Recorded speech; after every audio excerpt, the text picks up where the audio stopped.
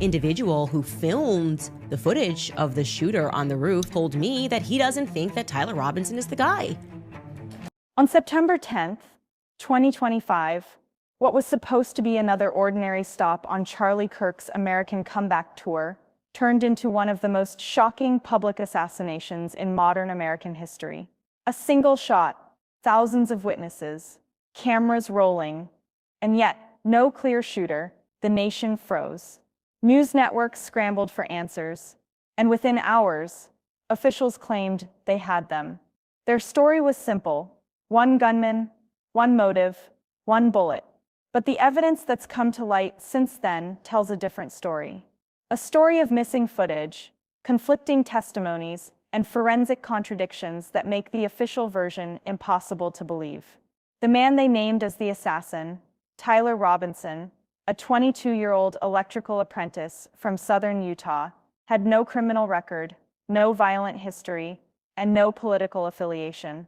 Yet within 33 hours, he was behind bars and branded a domestic terrorist. But what if the truth was never meant to be found?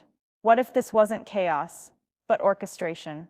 A carefully managed narrative designed to end questions before they even began. Because when eyewitnesses, leaked dispatch logs, and ballistic reports all start pointing in one direction, the cover-up becomes harder to deny. Tonight we follow the trail, from the rooftop where the fatal shot was fired, to the weapon that doesn't match the wound, to the investigators who closed the case far too quickly. And we'll ask the question that no one in the mainstream media dares to: was Tyler Robinson really the shooter, or was he the scapegoat? Before we get into it, make sure you subscribe and turn on the notification bell, because in this episode, we're uncovering details that the official reports left out. Share this video with someone who still believes the lone gunman story, and let's expose what really happened together, where facts meet the shadows, and where the truth is never off limits. At 12:23 p.m., under the sharp Utah sun, Charlie Kirk stood on the main stage of Utah Valley University, speaking to an audience of more than 3,000 students and supporters. It was supposed to be a routine stop, another speech on leadership, faith, and freedom. But in less than a second, everything changed. SFX, a sudden muted gunshot, echo fades. A single high-powered round tore through the air. Kirk froze mid-sentence, then stumbled, clutching his neck as his microphone dropped to the floor. For a moment, no one moved. The crowd stood frozen, confusion turning into horror. Then came the screams, the chaos, the stampede for cover. Cameras from multiple angles caught the moment. The impact, the panic, the aftermath, but not the shooter. Not one frame revealed where that bullet came from. Within seconds, law enforcement frequencies exploded. Dispatch logs captured overlapping reports. Possible shooter on the northwest rooftop. Suspect in tactical gear, near parking structure. Another fleeing southbound on foot. None of them matched. None of them were confirmed. By the time first responders reached the stage, Kirk was unconscious, bleeding heavily. He was airlifted to Utah Valley Regional Medical Center and pronounced dead minutes later from a single gunshot wound that severed his carotid artery.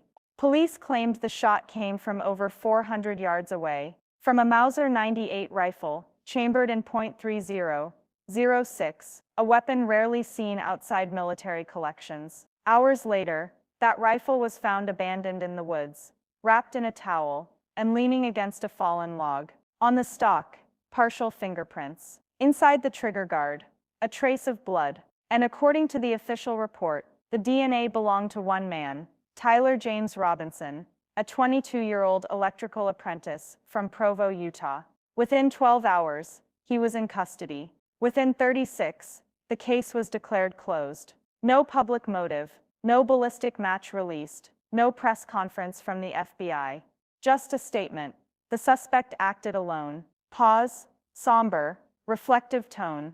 But for those who were there that day, and for anyone who's seen the footage frame by frame, the story doesn't add up. The angles, the timing, the reaction of security, all of it suggests something far more coordinated. A setup, a silence, and a story that someone wanted buried before the truth could surface. Because when the evidence doesn't fit the conclusion, you have to start asking, who wrote it? Breaking news out of Provo.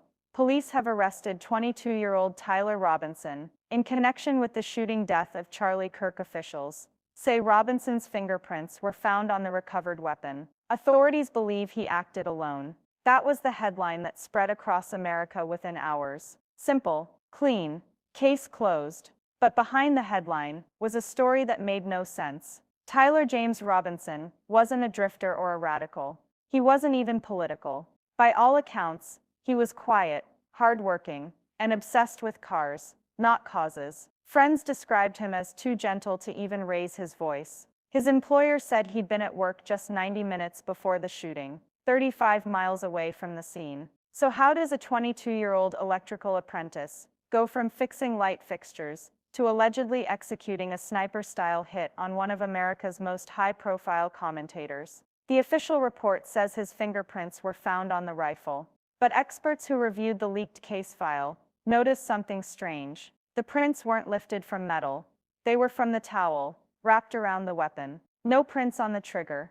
No prints on the bolt. No gunshot residue on his hands, clothes, or car. And then there's the question of the timeline. Surveillance footage from his job site clocked him leaving work at 11:47 a.m. The shooting happened at 12:23 p.m. To reach Utah Valley University, he would have had to drive 37 miles through midday traffic. In just 36 minutes, park, assemble a long-range rifle, take position on a rooftop, and fire a single flawless shot, then disappear without a trace. Pause. Slow heartbeat sound. Impossible. Maybe, unless he wasn't alone, unless the weapon was planted, unless Tyler Robinson wasn't the killer, but the cover. Within hours of his arrest, Robinson was transferred into federal custody. No local mugshot, no bond hearing, no official statement from his family, who later claimed they were threatened if they spoke to the media. One witness, a janitor who worked near the west parking deck, said he saw two men in black tactical vests running moments after the shot was fired. That testimony never made it into the police report. So the question becomes, if Tyler Robinson didn't pull the trigger, who did? And why was every trace of evidence assigned to point directly to him? Forensics should have been straightforward, but they weren't. The bullet recovered from Charlie Kirk's body was shattered beyond recognition, too fragmented to conclusively match the alleged rifle found near the scene. The official report claimed it was a standard .3006 round, a powerful hunting cartridge, but experts immediately raised red flags. There was no exit wound. That makes no sense. A .3006 round, traveling at over 2,700 feet per second, should have passed clean through a human body, especially at close range. The lack of an exit wound suggests something else entirely, either a different caliber, a customized round, or perhaps even a suppressed weapon designed to minimize traceability. Ballistics experts privately noted inconsistencies in the rifling marks, subtle grooves left on the bullet fragments that usually tell you what weapon fired the shot. But in this case, the fragments didn't align with any known rifle pattern. It's as if the bullet came from a weapon that officially doesn't exist. And then there's the footage, or rather the lack of it.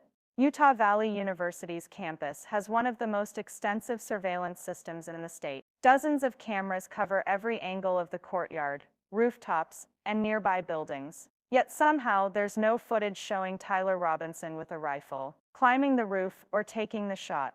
Not a single frame. Security logs show a gap, precisely during the minute Kirk was shot. Thousands of hours of video from every other part of the day are intact. But the one moment that could answer everything, gone. The FBI moved in fast, too fast. Within 48 hours, they declared the case closed. Shooter identified, motive established, incident resolved. No press briefing, no forensic transparency, no third-party verification, just a statement and silence. Investigators who tried to review the evidence later described it as curated. Key materials were sealed under national security exemptions, an unusual move for what was supposedly a lone gunman case. So the question remains, if Tyler Robinson didn't fire that shot, who did? And why was the evidence buried so quickly? The government's most damning piece of evidence wasn't physical. It was digital. Not a weapon, not a fingerprint, not even DNA. Just messages. Prosecutors pointed to a series of Discord texts, allegedly exchanged between Tyler Robinson and his college roommate. In them, Robinson supposedly detailed his plan, step by step, like a screenplay, engraving bullets with initials, timing his approach, describing where he'd hide the rifle after the shooting. Every message lined up perfectly with the FBI's version of events, too perfectly. The tone of the texts didn't match Robinson's known communication style. Friends later said he rarely typed in full sentences, used slang constantly, and avoided long explanations. But these confessions, they were grammatically perfect, structured, cold, almost scripted. Then came the twist. When independent analysts subpoenaed Discord, the platform's response stunned everyone. We found no record of these messages on our servers. No trace, no timestamps, no account logs showing the messages were ever sent or deleted. So where did they come from? Were they fabricated chat logs, screenshots inserted into evidence after the fact, or something even deeper, data that existed only on a cloned device, planted to appear authentic? Digital forensics teams noticed inconsistencies too. Metadata on the screenshots didn't match the capture device's model or operating system. Even the chat layout was from an outdated Discord UI, one that had been retired months before the supposed messages were sent. And yet this was the government's star evidence, the pillar of their narrative. What's more, Robinson never confessed. Not in an interrogation room, not in writing, not even under pressure. He maintained his silence until the very end, insisting he didn't fire the shot, and that someone was using his name. His digital fingerprint was everywhere, but maybe not his. If Tyler Robinson didn't pull the trigger, what was his role? To some investigators, the answer is chilling. He wasn't the shooter, he was the setup, a convenient face to hang the crime on. Forensic analysts noted that Robinson's DNA was only found on the stock and magazine of the rifle, not on the trigger or the barrel. That's unusual. It suggests he may have handled the weapon, but never fired it, almost as if he was moving it, not using it. The theory goes that Robinson was a delivery man in a much larger operation, unknowingly transporting the weapon that would later be used to kill Charlie Kirk. Maybe he thought it was part of a stunt, a setup for an event, or even a security test. By the time the shot rang out, the story was already written. His digital confession made sure of that. His fingerprints filled in the rest. When agents found the rifle with his DNA, the narrative became airtight, too airtight. But then came the odd sightings. Weeks before the shooting, multiple neighbors in Robinson's quiet Orem neighborhood reported strange vehicles parked along the street. Dark-tinted SUVs, unmarked vans idling at night, out-of-state plates that changed every few days. No one thought much of it at the time. Maybe a construction crew, maybe federal surveillance. But after the shooting, those same vehicles were gone, vanished overnight. No license records, no official logs. Even more unsettling, one neighbor recalled seeing Robinson talking to two men she didn't recognize just days before the incident. They weren't students, they weren't locals, and when she tried to describe them to police later, the sketches were quietly misplaced. It's the kind of detail that shouldn't matter, but it does. Because if Robinson was never meant to pull the trigger, then maybe his real purpose was simpler, to take the fall. A pawn sacrificed before the rest of the board even moved. Within hours of Charlie Kirk's death, Washington reacted hard. The story didn't unfold, it exploded. Cable networks ran the same headline on loop. Social media filled with outrage, hashtags, and demands for accountability. By that evening, the narrative had already been decided. A politically motivated attack, a radicalized shooter, domestic terrorism. The next morning, President Trump held a press briefing, vowing swift justice and announcing plans to designate Antifa as a domestic terror organization. The timing was uncanny. No motive had been confirmed. No forensic report had even been finalized. But the political machine was already in motion. Inside the FBI, sources later described urgent memos sent from Washington. The directive was clear: rule it a lone gunman, close it quickly. Utah State Police were told to wrap the investigation before the media cycle moved on. Federal agencies began managing communication, restricting access to evidence, and instructing local officers not to comment publicly. But there was one problem. Tyler Robinson didn't fit the profile. He had no known ties to Antifa, no manifesto, no history of extremism. Not even a trace of political activism on his social media. He wasn't a revolutionary. He was a student, a part-time mechanic, and by all accounts, quiet. So why the rush? Why the urgency to close a case that barely made sense on paper? Some investigators now believe the tragedy was weaponized, used to justify a pre-existing political agenda. The narrative of domestic terrorism was too valuable to delay, too convenient to question. By the time doubts began to surface, the headlines were already written, and the public had moved on. And then came the arrest. Robinson wasn't captured after a chase or a manhunt. He was taken quietly in the middle of the night from his apartment. No warrant was shown. No lawyer was present. Witnesses say a convoy of unmarked vehicles arrived at 2:14 a.m. Lights off,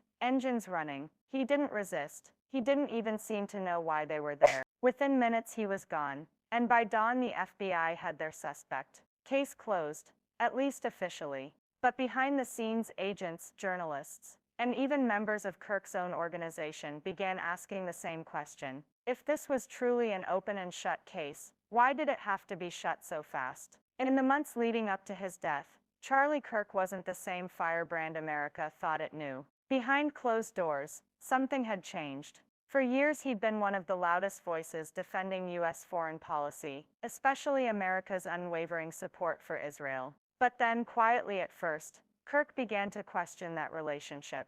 He started asking where billions in aid were actually going, and who truly benefited.